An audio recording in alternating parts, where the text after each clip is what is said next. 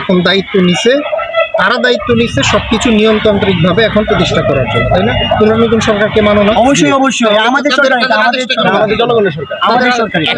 তাহলে নিয়ম যে আইন যে সিস্টেমটা আছে সেটাকে প্রতিষ্ঠা করতে দাও আমাদেরকে। সকল আমাদের আইনটা আমাদের আমাদের যারা আইনের ঊর্ধ্বতম কর্মকর্তা জবরদস্তি করতেছি না।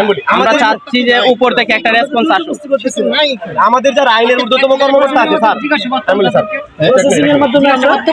স্যার, স্যার আমাদের যারা হুসেনপুরের ঊর্ধ্বতম কর্মকর্তা আছে, আপনারা আছেন, স্যার আছে, তারপরে জেলা পর্যায়ে স্যার আছে, আমাদেরকে একটা লিখিত ভাবে দিয়ে দেখ আমরা যে এই টিচার তোমাদের কলেজে আর উপস্থিত থাকতে পারবে না বা অবাঞ্ছিত একটা মানে লিখিত থেকে আমরা এখনই ছেড়ে দেবো।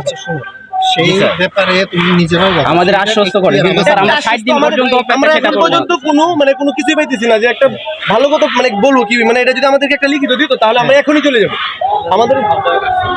আমাদেরকে একটা লিখিত দিলে আমরা চলে যাব।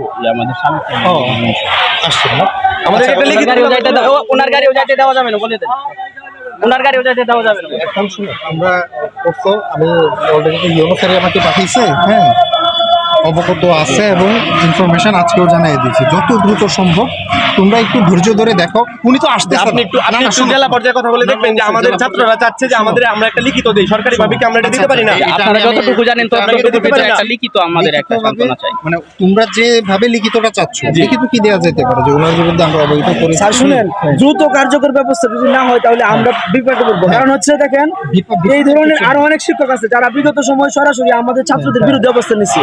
হ্যাঁ, সালাডি নিয়া, হ্যাঁ, আমাদের দৌড়াইছে, তারা কিন্তু অলরেডি ক্লাসে অবস্থান নিতেছে এবং আমরা ওই জায়গায় যাইতে পারতেছি না।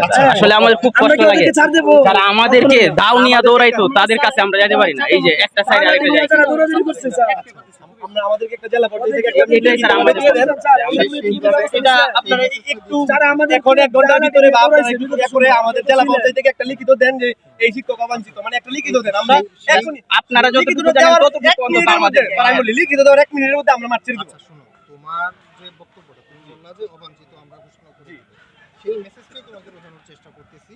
সেটা আমরা এইভাবে প্রশাসনিক পর্যায় থেকে লিখে দিতে পারি না, যেহেতু অনুপস্থিত। না, অনুপস্থিত না, তোমরা তো দেখছো এর আগে অবাঞ্ছিত কারা ঘোষণা করছে, তাই না?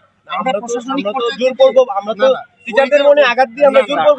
আমরা কেমনটা চাইতেছি যে আমরা বলেছি যে অবাঞ্ছিত উনি, আমরা বলেছি, তারপরে আপনারা বলবেন, তারপরে জেলা পর্যায়ে বলবে, তারপরে কেন্দ্রীয় পর্যায়ে বলবে, তাহলে তো হয়। আমরা প্রশাসনিক প্রতি আন্তরিক দিকে আমরা প্রশাসনিক ভাবে আমরা এটা লিখে দিতে পারি না, আমাদের একটা প্রক্রিয়া আছে, তাই না?